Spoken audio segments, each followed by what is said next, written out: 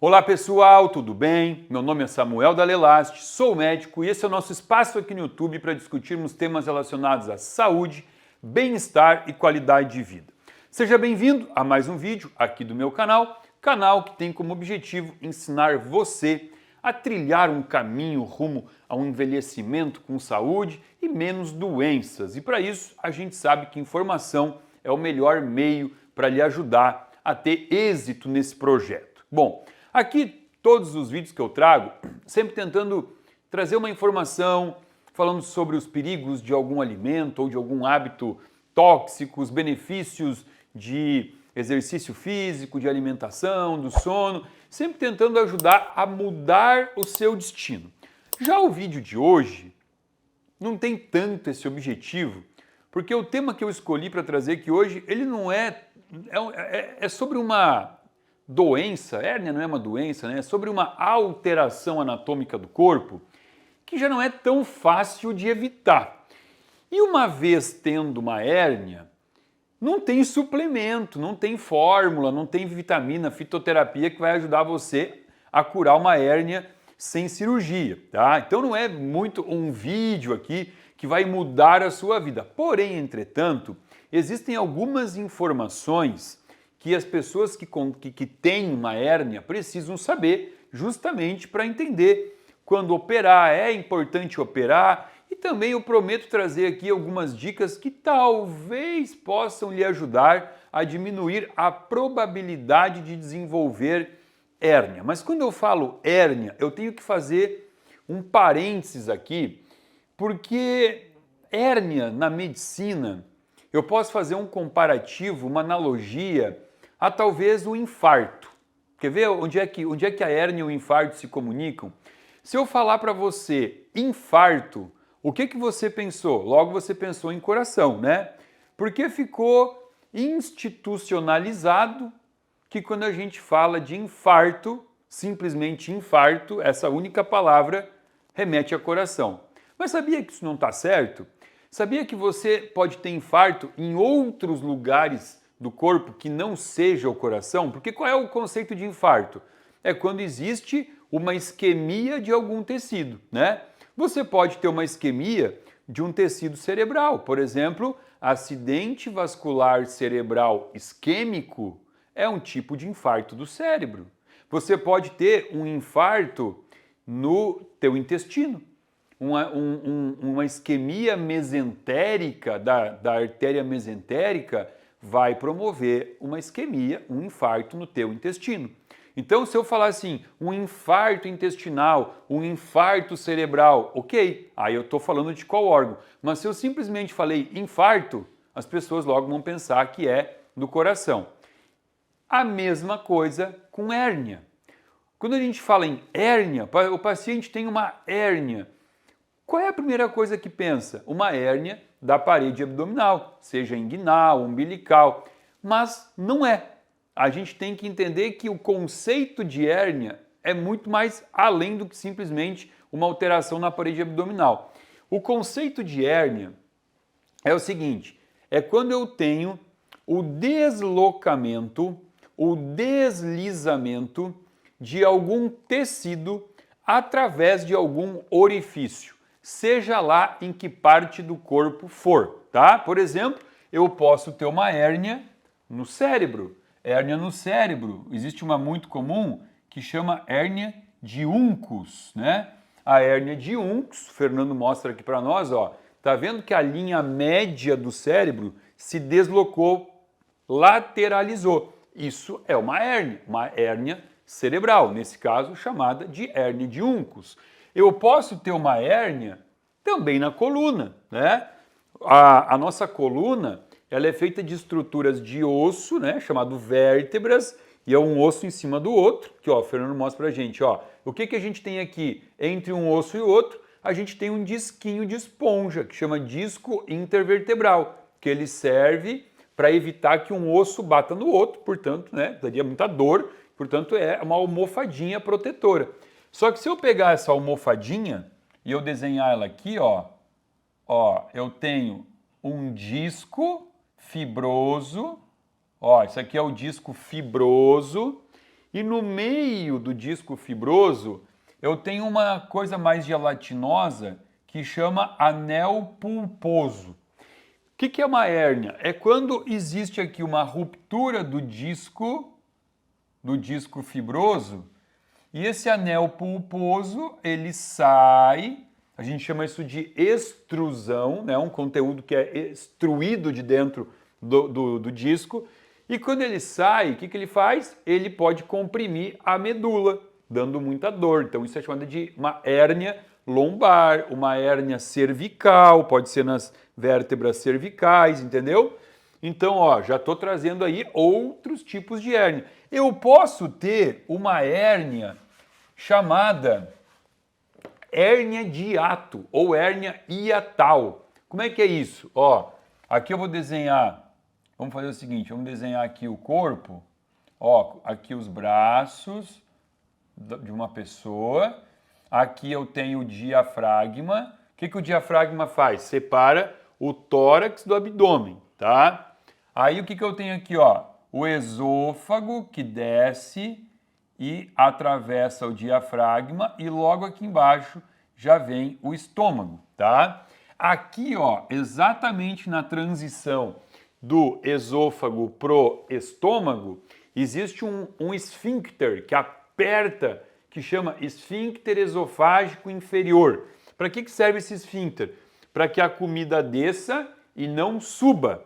Se a comida subir, você acabou de ter um refluxo, uma azia, né? Então esse esfíncter aqui, ele é muito importante que esteja funcional. Quando você tem uma alteração desse esfíncter, que ele não fecha muito bem, você vai ter uma parte do tecido do estômago. Vou até desenhar maior aqui para ficar mais fácil, ó. Vou desenhar aqui, ó, o esôfago, o estômago e aqui teria o esfíncter, ó. Se eu tiver um pedaço do estômago invadindo o esfíncter, olha aqui, ó, o estômago invadindo esse esfíncter, não fecha o esfíncter muito bem. E aí a comida reflui. Como é que é o nome dessa hérnia? Por que hérnia? Porque eu tive um deslizamento do tecido do estômago para o esôfago. Deslizou e foi para um outro lugar que não devia. Isso aqui chama hérnia de hiato e é o principal causador de refluxo. Essa hérnia pode ser pequena, média ou grande, e a hérnia grande é difícil de resolver sem cirurgia, mas a hérnia pequena, a hérnia média, ela pode ser resolvida com condutas nutricionais, dietéticas, não jantar, deitar de estômago vazio, mil coisas que a gente faz aqui na clínica nos nossos pacientes para ajudar pacientes que tenham refluxo por hérnia. Como é que eu sei se eu tenho uma hérnia de hiato? Muito simples, faz uma endoscopia e vai descobrir. É fácil, tá? Mas o objetivo aqui desse vídeo é trazer um panorama geral sobre o conceito de hérnia, que a gente já entendeu, é o deslizamento, deslocamento de uma estrutura através de um orifício, tá? Entendemos um pouquinho sobre tipos de hérnia, mas como eu disse, quando a gente fala sobre hérnia, as mais comuns, e realmente as hérnias mais comuns, são as hérnias de parede abdominal, tá? E aí aqui a gente tem que entender o conceito anatômico de que o abdômen, ele é como se fosse uma câmara que contém um monte de órgãos, todos os órgãos, as vísceras abdominais, e ao redor um monte de músculos, músculos laterais, músculos transversos, o músculo reto abdominal, que é esse aqui que a gente está vendo, que é extremamente importante conhecer, entender esse músculo para poder entender um pouquinho sobre a hérnia. E aí é que está o conceito. Qual é a função dessa musculatura? Além de dar estrutura para os ossos, além de fortalecimento do core, essa musculatura tem uma função de manter os órgãos dentro da barriga. Quando a gente tem uma falha dessa musculatura, ó, por exemplo, aqui são feixos de músculo, tá? Eles estão bem fechadinhos, ó. Agora eu tenho uma falha aqui, ó. Essa falha, que é essa abertura, ela vai fazer com que alguma estrutura que esteja dentro do abdômen possa atravessar a musculatura e sinalizar, né? A gente percebe pelo lado de fora, olhando para a nossa barriga, que existe um abaulamento, que é a extrusão de alguma coisa que está dentro da barriga. O que é essa alguma coisa? 99% das vezes vai ser uma gordura ou alças do intestino. Então, quando você tem uma hérnia de parede abdominal e você percebe esse abaulamento, a maior probabilidade é que seja um pedacinho do intestino que está tentando sair, né? E o corpo permitiu essa extrusão por uma falha da musculatura. As mais comuns das hérnias de parede abdominal são as hérnias inguinais e as hérnias umbilicais. O que é a região inguinal? Ó, isso aqui é a região inguinal do corpo, ou virilha, né? Próximo à virilha. E nessas duas regiões aqui, tanto da direita quanto da esquerda, você pode ter uma falha num canalzinho que devia estar fechado e, portanto, o intestino pode escorregar por esse canalzinho, fazendo a tal da hérnia. Bom, a hérnia umbilical, ela também é uma hérnia comum, porque o umbigo é uma estrutura muito sensível, muito delicada, então é muito fácil de acontecer uma hérnia aí, tá? E a gente tem também outras hérnias de parede abdominal, por exemplo, a hérnia incisional, que é uma hérnia provocada por uma incisão. É muito comum pós-cirúrgico. Fez uma cirurgia no abdômen do paciente, né? Precisou abrir a barriga do paciente. Essa abertura depois vai ser costurada para fechar. Só que muitas vezes essa cicatrização do músculo, ela fica mais fragilizada e ali pode acontecer uma hérnia, principalmente se esse paciente não respeitou o repouso necessário pós-cirurgia. Sempre que se abre a barriga de um paciente, a gente vai recomendar que ele fique 45, 60 dias sem fazer esforço abdominal nenhum. E o paciente, ele recebe e ele obedece? Difícil, quase nunca. Então, por isso que acontece facilmente hérnia incisional. A gente tem também a hérnia epigástrica, que ela fica aqui, ó, nessa regiãozinha acima do umbigo e abaixo do estômago, que ela é uma hérnia de linha média, que a gente chama, né? Olha aqui, ó, o músculo reto abdominal, ele tem essa linha média, que chama linha alba, e essa linha ela pode estar fragilizada e, portanto, acontecer aí essa extrusão de algum conteúdo abdominal. Existe também a hérnia femoral, não é tão comum e geralmente tem que ser cirúrgica, que ela é uma hérnia do fundo, da parte mais inferior da cavidade abdominal, saindo lá perto do fêmur, né? Mas essa aí não é tão comum assim. Agora, o que eu prometi no início do vídeo? Que eu ia tentar trazer algumas dicas aqui de como evitar a formação da hérnia, porque algumas vezes pode sim ser possível, outras não. Por que outras não? Porque você pode ter uma hérnia por uma má formação fetal. Você pode nascer com uma hérnia, inclusive é comum, tem crianças que nascem já com uma hérnia. Isso foi um erro ali dentro na hora da divisão dos tecidos, na hora da formação do bebê, tá? Então pode ter sim uma hérnia que a gente chama congênita. Hérnia congênita significa que nasceu com isso. Ou você pode nascer sem uma hérnia congênita, mas com uma tendência, uma fragilidade muscular que faça com que ali logo na infância, em algum movimento de maior esforço abdominal, você pode desenvolver então esse abaulamento que é a hérnia. E aí eu trouxe a palavra esforço abdominal. Isso tem que ficar muito claro aqui. Uma das maiores causas de hérnia de parede abdominal, ela está associada a esforço abdominal ou fragilidade da musculatura. O que eu quero dizer com ou? Pode ser porque a pessoa simplesmente faça muito esforço abdominal e mesmo com uma estrutura muscular boa, a hérnia vai acontecer.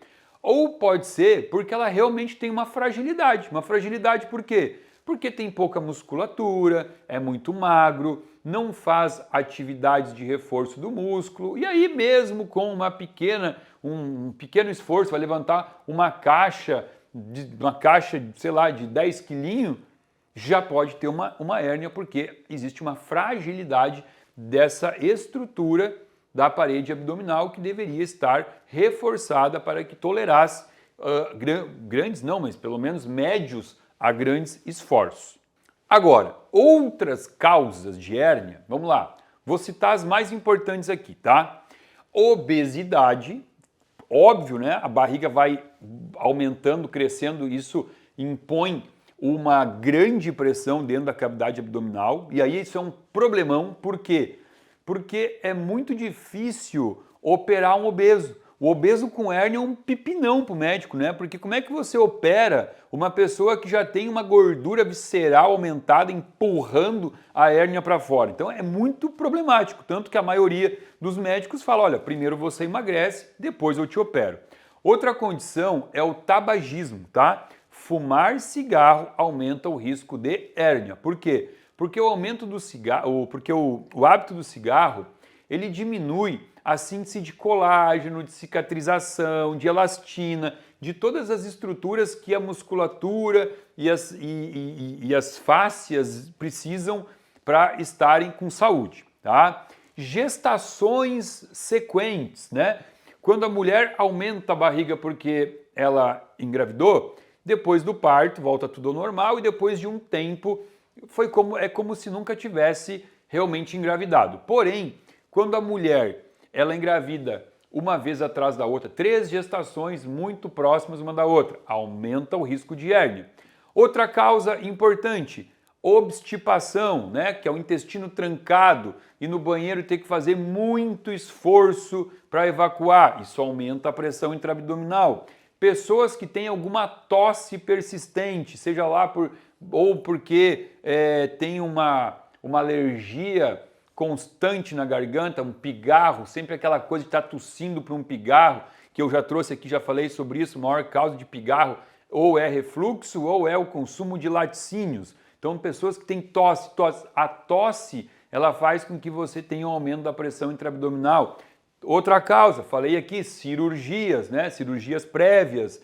Vamos lá, de importante. De importante é basicamente isso, né? E claro, como eu já disse também, esforço abdominal na academia, vai para academia, começa os treinos hoje, já quer fazer treino igual o cara fortão lá, que já está há 20 anos treinando, você começou hoje e quer botar carga, quer botar peso, não está preparado para levantar muito peso e quer dar uma de Schwarzenegger na academia. É outra causa.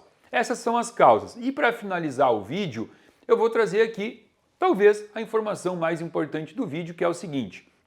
Quando você se depara com uma hérnia, logo vem aquela informação, só tem um jeito de resolver hérnia, cirurgia. Obviamente, isso aí está correto. Agora, sempre tem que operar? Não, nem toda hérnia precisa ser operada, porque você pode ter uma hérnia que vai te acompanhar o resto da tua vida, né? E você vai morrer com a hérnia, mas não da hérnia. Aí tem que ter uma conversa muito boa com o cirurgião, porque às vezes existe até uma tendência meio de, descobriu uma hérnia, opera, descobriu uma hérnia, opera. Não, vamos avaliar quem é o paciente. Esse paciente levanta muito peso, esse paciente está submetido a esforços abdominais muito intensos, a hérnia é pequena, tem que fazer uma avaliação mais individual de cada paciente, tá? Mas, vamos lá, a hérnia de parede abdominal, ela é classificada em 3 tipos basicamente, tá? O primeiro tipo a gente chama de hérnia redutível. O que é isso? É quando você tem o abaulamento, mas você põe o dedo e consegue empurrar a hérnia para dentro. Ela vai e volta, vai e volta. Essa é a hérnia redutível, ela é reduzível, ela entra e sai, tá? No caso, como se esse abaulamento for o intestino entra e sai. Ok, essa hérnia é mais tranquila. Depois você vai ter a hérnia chamada hérnia encarceirada. O que é isso? A hérnia encarceirada é quando ela está trancada ali, tem o abaulamento, você tenta reduzir com o dedo e não consegue reduzir. Ela é uma hérnia que está trancada. Mas ela está trancada, mas ela não tem dor, ela não tem outros sintomas. Aí, tudo bem, não é uma indicação cirúrgica absoluta. Porém, olha só, vamos supor que eu mostrei que aqui era a parede abdominal, tá? E aqui, então, teria que estar segurando toda a estrutura que estaria atrás da parede. Se isso aqui for um pedaço de intestino, uma alça intestinal, e eu tenho uma fragilidade da parede da musculatura, e aí o que eu tenho aqui, ó? eu tenho um pedaço do intestino para fora. Como eu disse, se ele simplesmente não entra, está encarcerado, mas pode acontecer dessa musculatura começar a estrangular esse pedacinho de intestino. E esse estrangulamento faz com que agora a gente tenha o terceiro tipo de hérnia, que é a hérnia estrangulada, ó, redutível, encarcerada, agora estrangulada. A hérnia estrangulada, ela coloca o paciente em risco de vida. Por quê? Porque quando estrangula, corta a circulação deste pedaço de tecido que pode ser um intestino, uma gordura, o que for, e quando corta a circulação, entra em estado de necrose, vai fazer uma isquemia e vai fazer uma necrose. Obviamente que não existe hérnia estrangulada sem dor. Então, o sinal de que aquela hérnia que estava encarcerada agora está estrangulada é a dor. É uma dor lancinante, é uma dor intensa que faz com que a pessoa precise ser levada para um hospital emergencialmente e ser submetido a uma cirurgia de emergência, sob pena de talvez perder a vida se não for feita essa cirurgia. Então veja bem, hérnia que pode ser reduzida, a gente chama a indicação dela cirurgia eletiva. Eletiva. Dá para eleger um dia, um prazo, um mês, um ano para operar. Agora, o oposto dela, que é essa hérnia que está sendo estrangulada, é sim uma cirurgia de emergência e o paciente não tem opção, tá? Então essa questão da dor, ela é um norte, ela é um sinal muito importante, porque quando você tem uma hérnia, por exemplo, uma hérnia redutível, que é essa que eu falei que não teria indicação cirúrgica, imediata pelo menos, não tem, né? Mas e se ela é redutível e tem uma dorzinha chata e fica incomodando? E todo dia você acorda com uma dorzinha, passa o dia com uma dorzinha. Não é uma emergência, mas está atrapalhando a tua qualidade de vida. Então, sim, a dor talvez seja o principal indicador de cirurgia ou não. Quando indicar a cirurgia? A dor, ela é um fator importante para indicar a cirurgia de hérnia, mas essa dor lancinante da hérnia estrangulada, aí é realmente o fator que vai fazer com que você não tenha tempo. Você precisa se dirigir até um hospital e fazer essa cirurgia imediatamente com um cirurgião geral ou com um cirurgião do aparelho digestivo, que vão ser os dois profissionais que então, por sua vez, irão realizar essa cirurgia, que hoje, a depender da hérnia, ela já pode ser, na imensa maioria das vezes, feita através de vídeo, cirurgia por vídeo, não precisa abrir a barriga do indivíduo mais. Você entra lá com uma câmerazinha de vídeo, com algumas pinças e faz a cirurgia colocando a tela. A maioria das hérnias são resolvidas com uma tela que fica por dentro do abdômen, evitando que o intestino, que órgãos abdominais, então continuem sendo extruídos, né, para fora da cavidade abdominal. Cirurgia simples, recuperação fácil, mas lembrando que tem que ter esse repouso para evitar as recidivas da hérnia. Então, tudo que a gente podia falar sobre hérnia aqui no vídeo de hoje foi citado, foi falado, algumas causas, como prevenir, fazer na academia reforço da musculatura abdominal, esse sempre é o objetivo de um bom personal trainer, ensinar você a ter um reforço do core, que ele chama, né, para ter aquela barriga que vai estar tão durinha, tão firminha, que não vai só evitar uma hérnia, mas vai evitar também problemas de coluna, porque ter uma boa musculatura abdominal é a melhor forma de não ter dor de coluna, de não ter hérnia na coluna também, hérnia nas vértebras da coluna lombar. Então essa é a missão e deveria ser de todo profissional que auxilia as pessoas numa academia a desenvolver uma musculatura eficiente. Eu espero que você tenha gostado desse vídeo. Se você gostou, dá um like, compartilha com os amigos, bota o vídeo lá no grupo do WhatsApp da família. Se não está inscrito no meu canal, se inscreva, aciona o sininho para receber alerta de novos vídeos sobre saúde toda semana aqui para você. Abaixo desse vídeo tem o link que você pode acessar, se inscrever e passar a fazer parte de um grupo VIP de pessoas que recebe conteúdo gratuito e exclusivo semanalmente aqui do meu canal. Fica aqui o meu muito obrigado.